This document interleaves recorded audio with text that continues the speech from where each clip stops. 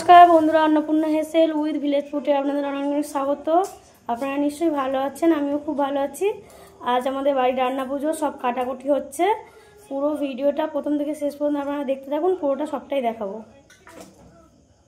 বন্ধুরা, রান্না পুজোর জন্য মা মশলা ভাজতে বসে গেছে। সব রকম মশলা ভেজে নিতে হবে, মানে প্রতিটা তরকারিতে মশলা ভাজা মশলাই দিতে হবে, নাহলে তো তরকারি নষ্ট হয়ে যাবে। অনেকের বাড়ি কিন্তু এই রান্না পুজো জিনিসটা জানে না।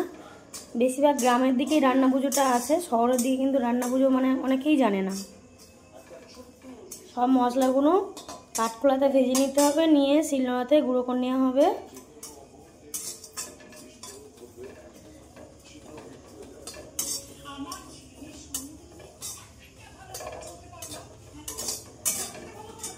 মশলাটা গুঁড়ো করা হয়ে গেছে, সব সবজিও ধুয়ে নিয়ে আসা হয়ে গেছে।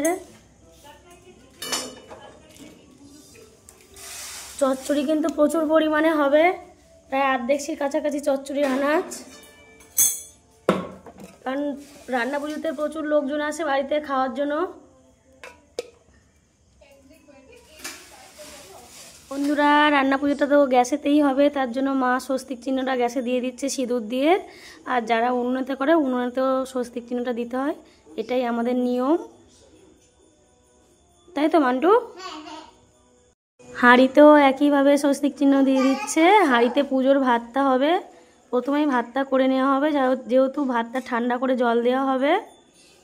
বন্ধুরা, আমার ভাইপো মান্টু খুব গুলোগুলি করছে, প্রচুর কথা বলছে, শুধু কথা বলেই যাচ্ছে। বলো বলো, কি কথা বলবে বলো? কি কথা বলো, কি লারকেল্লা কি বলছিলে বলো? লারকেল। সত্যি? হ্যাঁ সত্যি। সত্যি? হ্যাঁ সত্যি। ঠিক আছে। মান্টু রান্না পুজো শুরু। মা উনুন জ্বালিয়ে দিয়েছে, ভাতটা বসিয়ে দিয়েছে। তার মধ্যে একটা দুষ্টু খোকা বসে গেছে মার পাশে দুষ্টুমি করতে।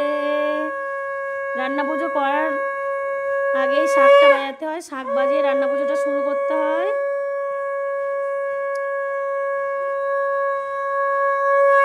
আর একজন বসে নারকেল কোড়াচ্ছে পিঠে খাওয়ার জন্য।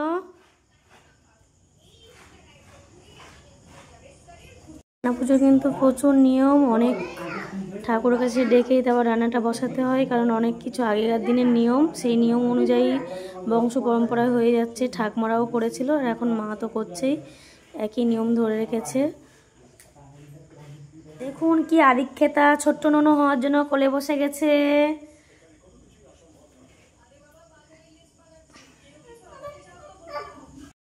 মা কড়াতে তেল দিয়ে দিয়েছে, প্রথমে মাছগুলো ভেজে নেবে। আগেই তো বললাম যে ভাত হয়ে গেছে।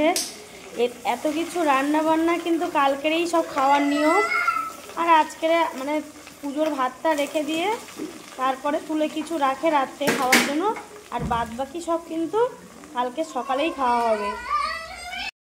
এত পুরো রান্না তো সব দেখানো যাবে না, আমি অল্প অল্প করে আপনাদের সঙ্গে শেয়ার করব। কারণ এত পুরো যদি রান্না দেখাতে যাই প্রচুর মানে সময় লাগবে, এত সময় ধরতে কেউ রান্না দেখবেও না, তাই না স্কিপ করে কেটে কেটে পুরো রান্নাগুলো দেখাবো আপনাদের।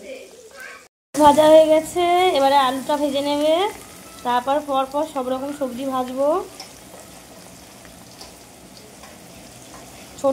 ছোটো গ্যাসেই হচ্ছিল প্রথম, তারপর বড় গ্যাস বসানো হয়েছে, যেহেতু চচ্চড়িটা রস মরতে অনেকটা দেরি হবে, তার জন্য বড় গ্যাস জ্বালানো হয়ে গেছে। এক এক করে ভাজাগুলো করে নিতে হবে সবজি। বন্ধুরা, এক এক করে সব সবজিগুলো ভেজে নেব। পুরো ভিডিও তো দেখানোটা সম্ভব নয়, অনেকটা রান্না, কিছু কিছু করে আপনাদের সঙ্গে শেয়ার করব। চিচিঙ্গাটা ভেজে নেবে মা সুন্দর করে। বন্ধুরা দেখুন, এক কড়া কুমড়ো পুঁই শাক চচ্চড়ি চিংড়ি দিয়ে প্রায় সব রান্না হয়েই এসছে। এই চচ্চড়িটা হলে আর ডাল চচ্চড়িটা হলে প্রায় হয়ে যাবে, ডাল চচ্চড়িটাও শেয়ার করব এটা হয়ে গেলে। কুমড়ো পুঁই শাক চিংড়ি চচ্চড়িটা হয়ে গেছে, এবার ডাল চচ্চড়িটা বসানো হবে। কত সুন্দর হয়েছে দেখুন চচ্চড়িটা, শুকনো শুকনো, কারণ কাল রাত পর্যন্ত এটাই চলবে, তার জন্য পুরো শুকনো শুকনো করতে হবে, জল জল থাকলে কিন্তু নষ্ট হয়ে যাবে। এটা ডাল চচ্চড়ি হচ্ছে, ডাল চচ্চড়িটা হওয়ার পর পিঠের গোলা করব। ডাল চচ্চড়িটা হয়ে গেছে বন্ধুরা, দেখুন কত সুন্দর হয়েছে। খুব সুন্দর দেখতে লাগছে। এবারে নামিয়ে নেবো চচ্চড়িটা। আমাদের তেলে পিঠে করা শুরু হয়ে গেছে। তেলে পিঠে হয়ে গেলে এরপর নারকেল পিঠে হবে।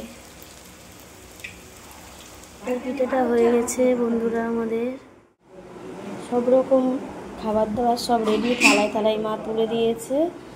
আর পুজোটা করবে সামনে কাটনাতে, সব রকম খাবার দিতে হয়, দিয়ে পুজোটা করতে হয়।